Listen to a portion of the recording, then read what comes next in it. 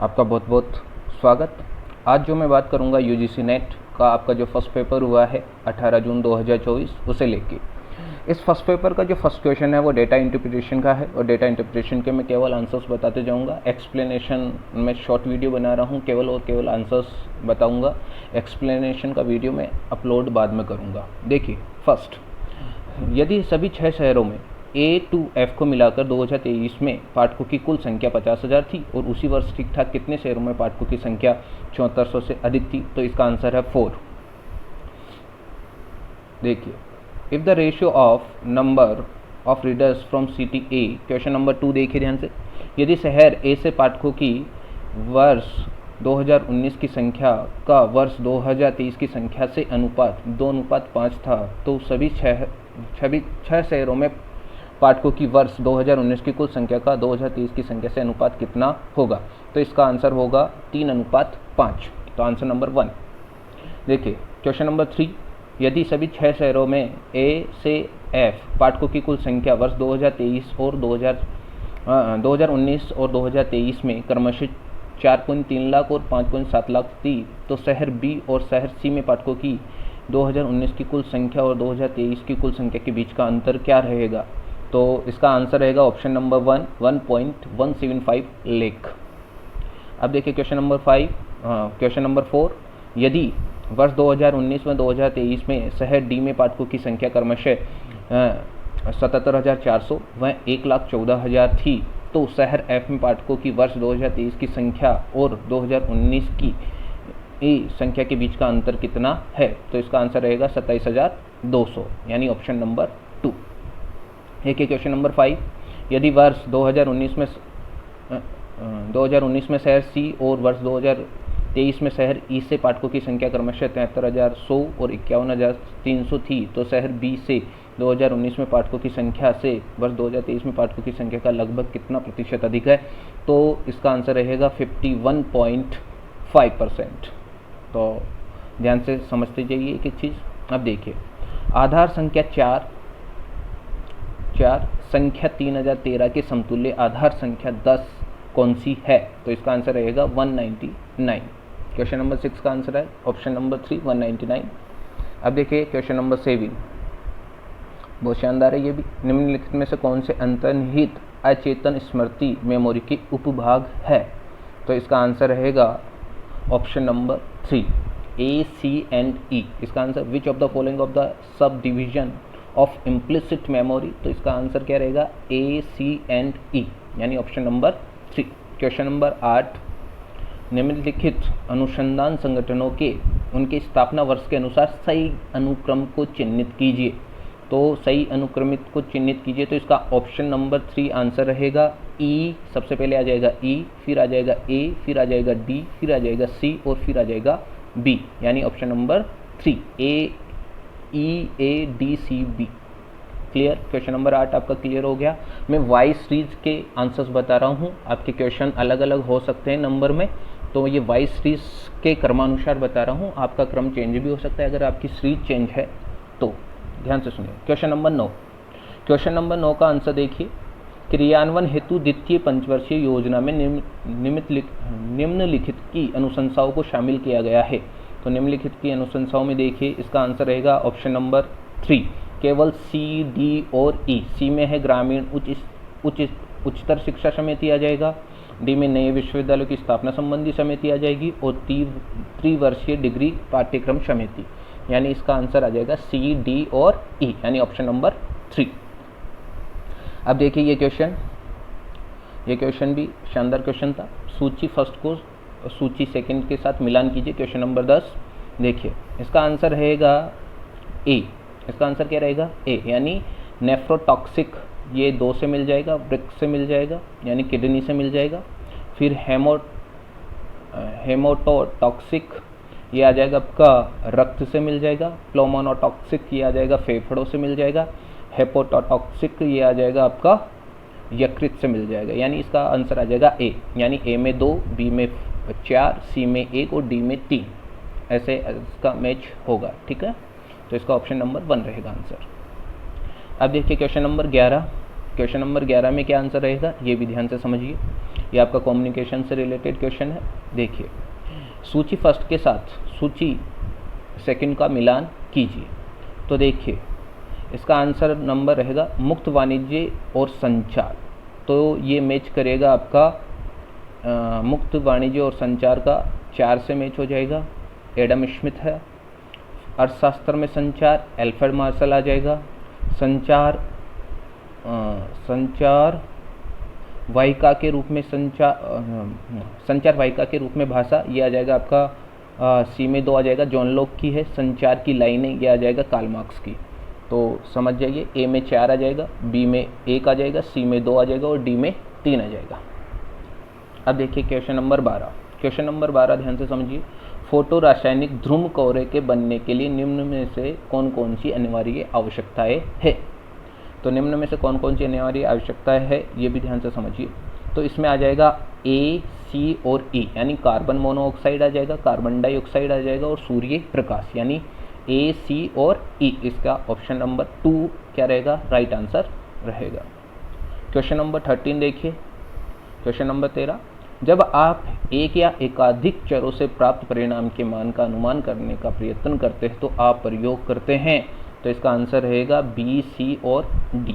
B में द्विचर प्रतिगमन आ जाएगा, सी में आ जाएगा बहुचर प्रतिगमन और डी प्रसरण विश्लेषण। तो ऑप्शन नंबर आ जाएगा केवल बी, सी और डी, यानी ऑप्शन नंबर 3 इसका आंसर है।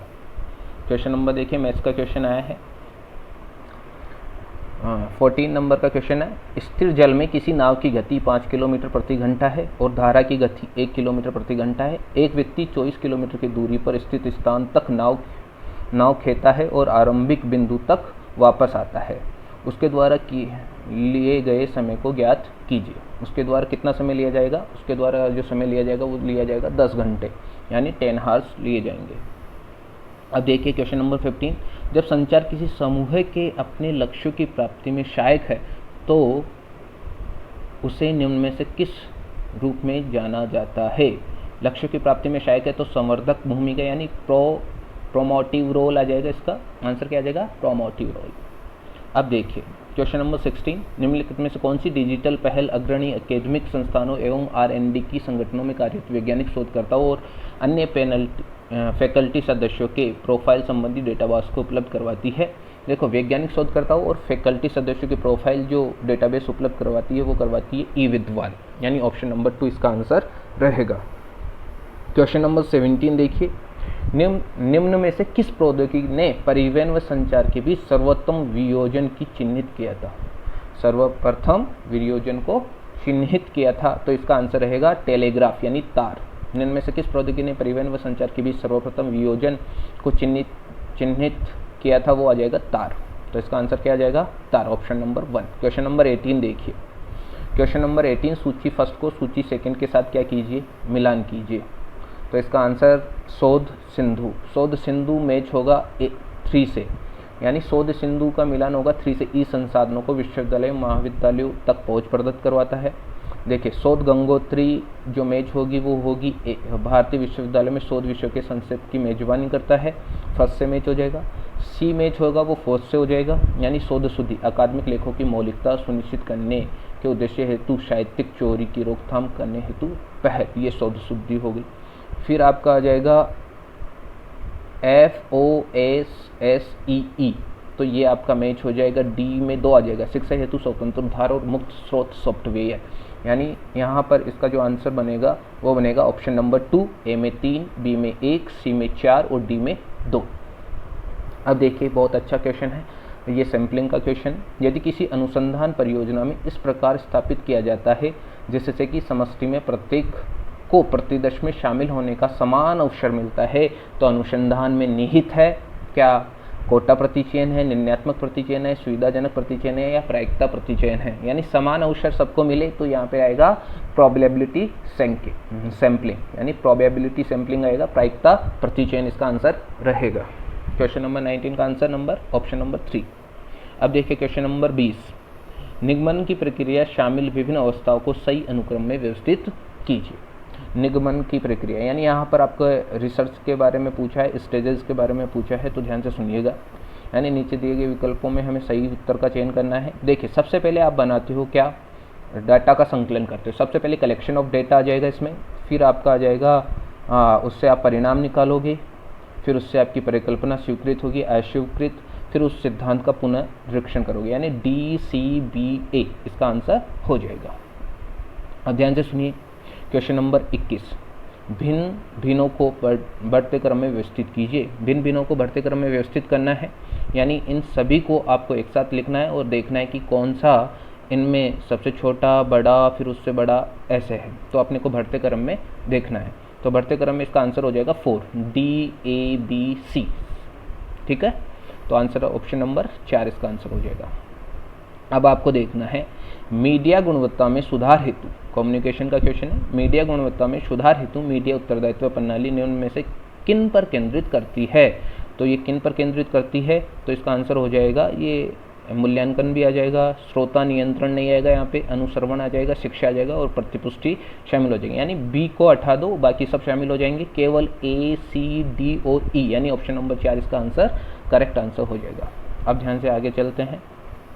देखिए क्वेश्चन नंबर 23, क्वेश्चन नंबर 23 में देखिए निम्नलिखित में से कौन सा कथन सत्य है, सही है, यानी सत्य वाला आपको चुनना है। वैधता कभी स्वयं किसी एकल प्रतिव्यक्ति पर लागू नहीं हो सकती है, ये बिल्कुल बात सही है, तो ऑप्शन नंबर ए आपका बिल्कुल करेक्ट है। सत्य की संकल्पना एकल प्रतिज्ञप्तियों पर लागू हो सकती है, तो यहाँ पर ऑप्शन नंबर, यानी यहाँ पर केवल ए और बी इसका करेक्ट आंसर रहेगा, ये दोनों ही सत्य है, बाकी असत्य है, अवैध है। अब देखिए आगे क्वेश्चन नंबर 24 मैथ्स का थोड़ा डिफ़िकल्ट क्वेश्चन था, लेकिन फिर भी इसका आंसर बता देता हूँ मैं, और अच्छा क्वेश्चन था, हालांकि टाइम कंज्यूमिंग क्वेश्चन था, सारे ऑप्शंस को चेक करना पड़ रहा था आपको। देखिए चूज़ द करेक्ट स्टेटमेंट, यानी सही कथनों को चुनिए। तो यहाँ पर जो सही कथन रहेंगे वो केवल बी और सी रहेंगे, तो इसका आंसर केवल बी और सी आएगा, यानी ऑप्शन नंबर 2 इसका आंसर रहेगा। क्वेश्चन नंबर 25 देखिए, भारत का स्वतंत्रता प्राप्ति के पश्चात पहला शिक्षा आयोग निम्न में से कौन सा है। तो भारत का स्वतंत्रता प्राप्ति के पश्चात पहला शिक्षा आयोग है वो है विश्वविद्यालय शिक्षा आयोग, यानी ऑप्शन नंबर 3 इसका आंसर रहेगा। बहुत इजी क्वेश्चन था ये भी, और ये आपका रीजनिंग का क्वेश्चन है और डिकोडिंग का है, कोडिंग डिकोडिंग वाला, तो बहुत इजी क्वेश्चन था। यहाँ पर आपको इनका अगर क्रम पता था अल्फ़ाबेट्स का तो इसे आसानी से कर सकते थे। तो देखिए फाइंड है, क्लॉग है, शो है, टाइम है। देखिए फाइंड का जो मैच होगा वो 2 से होगा, DGLB से हो जाएगा मैच, यानी इसका आंसर रहेगा ए में 2 आ जाएगा, बी में 3 आ जाएगा, सी में 4 आ जाएगा और डी में फर्स्ट आ जाएगा। क्लियर है, तो इसका ऑप्शन नंबर 2 इसका आंसर रहेगा। आप मैच कर लीजिए आराम से। फाइंड का आ जाएगा DGLB और क्लॉग का आ जाएगा आपका बी में 3 आ जाएगा, AJME आ जाएगा, शो का आ जाएगा आपका 4, QFMU आ जाएगा और टाइम का आ जाएगा RGKC। ठीक है, अब देखिए आगे क्वेश्चन नंबर 27, निम्नलिखित कथनों में से कौन सा कथन सही है, यानी इसका आंसर रहेगा ऑप्शन नंबर 4, न्याय वाक्य में 3 प्रतिज्ञप्तियाँ होती है और 3 ही पद होते हैं, 3 ही प्रतिज्ञप्तियाँ होती है और 3 ही क्या होते हैं इसमें पद होते हैं, तो ऑप्शन नंबर 4 इसका करेक्ट आंसर रहेगा।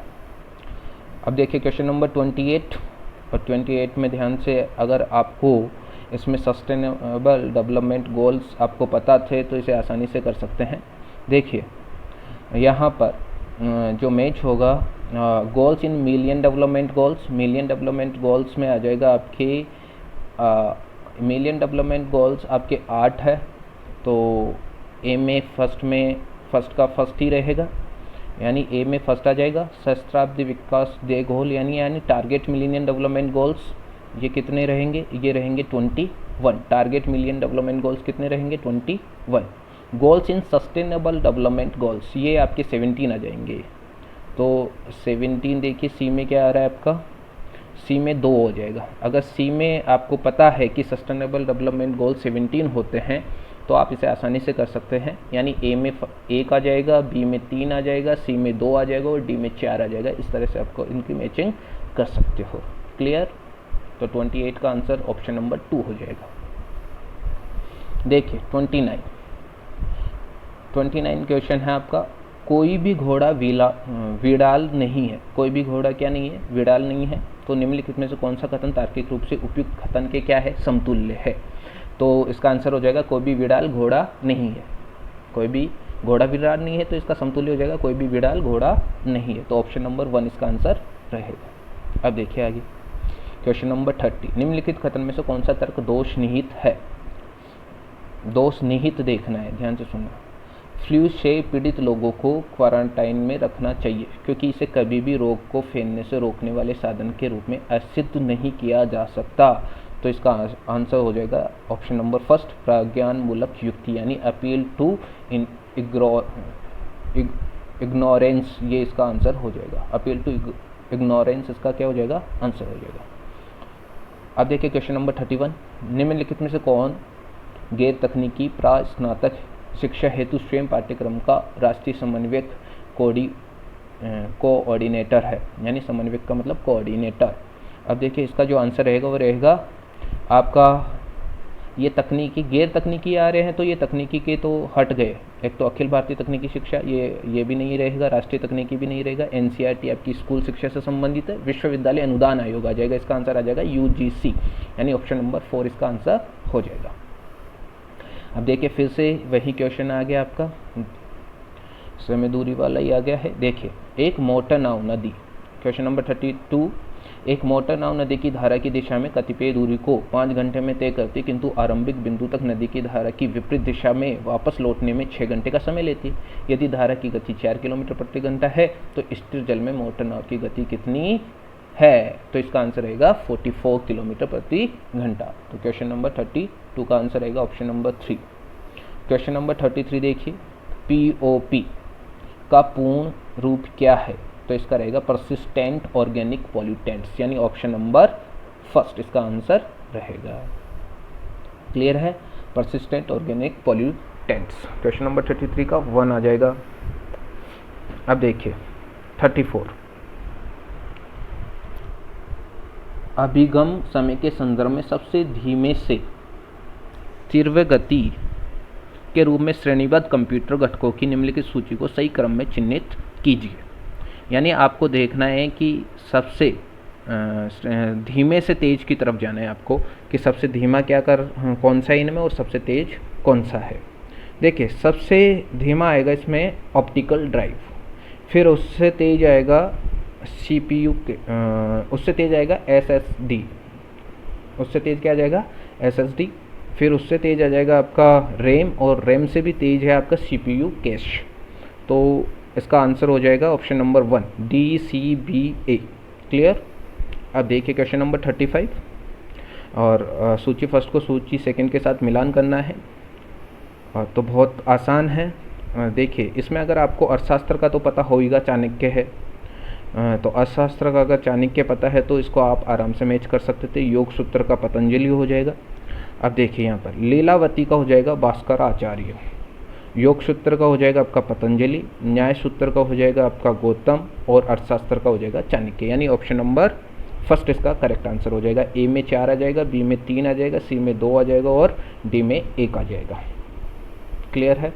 अब देखिए क्वेश्चन नंबर 36, क्वेश्चन नंबर 36 देखिए, ये आपका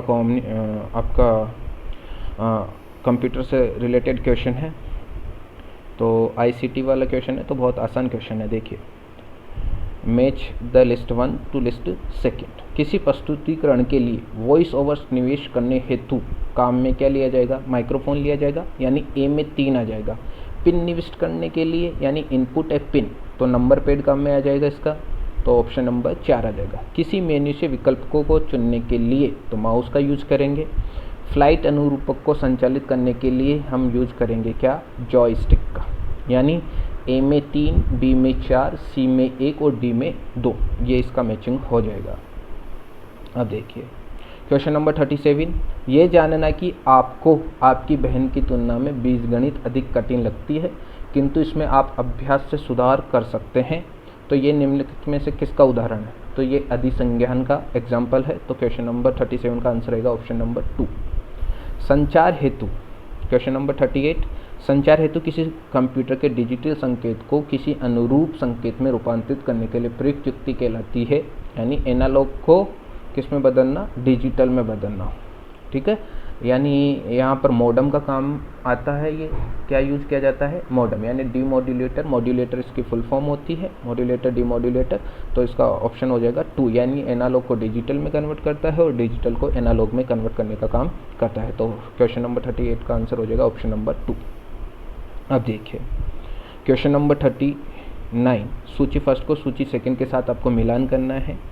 ये एब्रीविएशन थे कंप्यूटर के, तो इनको ध्यान से समझना है। देखो ए में है et.al, तो इसका मैच होगा 2 से, यानी पहले नहीं होगा और अन्य हो जाएगा। ए में आ जाएगा 2, बी में आ जाएगा 3, बी में आ जाएगा पहले, और सी में आ जाएगा आपका 4, तुलना आ जाएगा, सी एफ का आ जाएगा तुलना, और आई बी आई डी वाला का आ जाएगा आपका उसी स्थान पर। तो यानी ए में क्या आ जाएगा 2, बी में आ जाएगा 3, सी में आ जाएगा 4 और डी में आ जाएगा 1, ठीक है। तो ऑप्शन नंबर 2 इसका आंसर हो जाएगा। क्वेश्चन नंबर 40 देखिए, राष्ट्रीय क्रेडिट फ्रेमवर्क के अनुसार 4 वर्ष की अवधि वाले प्रोग्राम की स्नातक डिग्री प्राप्त करने के पश्चात ग्रहण किया गया क्रेडिट स्तर है।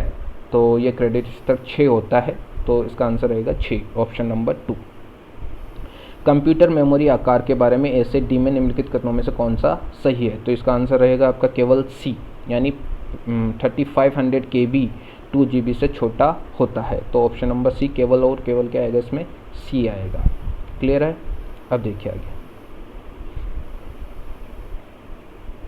क्वेश्चन नंबर 42, मस्तिष्क से मस्तिष्क संचार में निम्न में से किन माध्यम से संचार अंतर्गत होता है।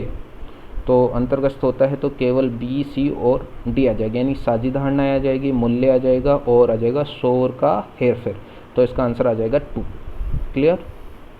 43 देखिए, यथार्थ के अध्ययन का निम्नलिखित में से कौन सा उपागम व्यंजित करता है कि केवल अनुभव और इंद्रिय बोध प्राप्त ज्ञान स्वीकार्य है। तो यहाँ पर सीधा बोल रहा है अनुभव और इंद्रिय बोध द्वारा ज्ञान स्वीकार्य है, तो वो है अनुभववाद। कौन सा जाएगा वो, इसका आंसर हो जाएगा अनुभववाद।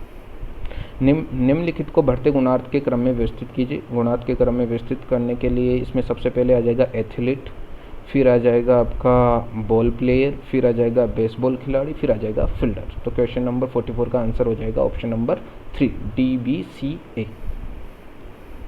देखिए क्वेश्चन नंबर 45, प्रजनक रिएक्टरों के बारे में निम्न में से कौन कौन से सही है। प्रजनक रिएक्टरों के बारे में निम्न में से कौन कौन से सही है। तो इसमें सारे ही सही, इसमें आ जाएगा बी को छोड़ के सब सही है। भारत में कोई प्रजनक रिएक्टर नहीं है, यानी बी यहाँ पर गलत है और बाकी सब सही है। ए भी आ जाएगा, सी भी आ जाएगा, डी भी आ जाएगा और ई। तो ऑप्शन नंबर 4 इसका आंसर हो जाएगा। अब देखिए पैराग्राफ वाला देखिए क्वेश्चंस, ये पैसेज का क्वेश्चन है, तो इसके आंसर्स बता देता हूँ मैं। क्वेश्चन नंबर 46, प्रारंभिक चिकित्सा हेतु वैश्विक केंद्र कहाँ स्थापित हुआ था। तो फर्स्ट लाइन में इसका आंसर दे रखा है जामनगर, तो इसका आंसर हो जाएगा ऑप्शन नंबर 2। 47 का देखिए, विश्व स्वास्थ्य संगठन रिपोर्ट के अनुसार विश्व जनसंख्या का कितना प्रतिशत किसी रूप में पारंपरिक चिकित्सा पद्धति का प्रयोग करता है। तो इसका आंसर भी इसी पैराग्राफ में 80% दिया हुआ है। बहुत आसान सा आंसर था ये भी, 80%, इसमें दिमाग लगाने की जरूरत ही नहीं थी। गद्यांश हेतु उपयुक्त शीर्षक चुनिए। तो एलोपैथी, आयुर्वेद, होम्योपैथी। तो इससे बढ़िया जो आंसर है होलिस्टिक हेल्थ केयर है, समग्र स्वास्थ्य देखभाल। ऑप्शन नंबर 2 इसका आंसर रहेगा। 49 देखिए, प्रारंभिक भारतीय चिकित्सा पद्धति के संदर्भ में निम्नलिखित तथ्यों में से कौन से गलत है। कौन से गलत है ये देखना है आपको। तो प्रत्येक पद्धति विशिष्ट है, बिल्कुल सही बात है।